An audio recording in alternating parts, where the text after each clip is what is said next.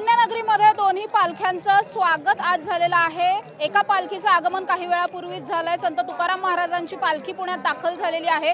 पालखीच्या मागे ज्या दिंड्या असतात त्या दिंड्या आता पुढे प्रस्थान करताना पाहायला मिळतात। माझ्याबरोबर काही वासुदेव आहेत। खरं तर महाराष्ट्रातली खूप जुनी ही सगळी परंपरा आहे जी आता कुठेतरी लोप पावत चाललेली आहे।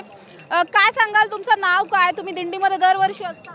हो, परत 15 वर्ष झालेली आहेत। वडील होते संगे, आता 6 वर्ष झाली वडील नाही आहेत माझ्या संगे। वडील नसताना मी दिंडी ही वडिलांचे नाव आजोबांच्या नावाने पूर्ण करतोय। आणि मी वासुदेव समाजाचा असल्यामुळे वारकरी संप्रदायामध्ये माझा जन्म झाला आहे। भागवत गीता ही माहिती आहे मला, रामायणही माहिती आहे मला, ज्ञानेश्वरी माहिती आहे, सगळं माहिती आहे। कारण का ज्ञानेश्वर, माऊली, तुकाराम, पांडुरंग हे आमचे मायबापा सखा मित्रासंगे राहतो, म्हणून आज मी तुमच्यासारख्यांना सगळ्याला दिसतोय वासुदेव म्हणून। वासुदेव फक्त चालत नाहीत, वासुदेवांच्या मुखात काही ना काही चालू असतं। काहीतरी आम्हाला गाऊन दाखवा।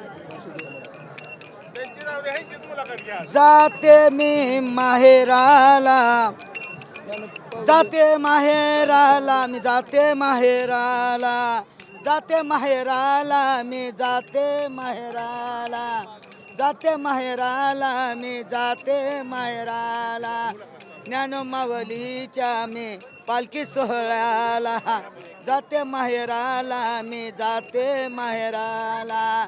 दिंडी पुढं दिंडी गेली ज्ञानमावलीची, दिंडी पुढं दिंडी गेली, दिंडी ज्ञानमावलीची, आंबेर बुक्याची माया उधळण होती ती ते।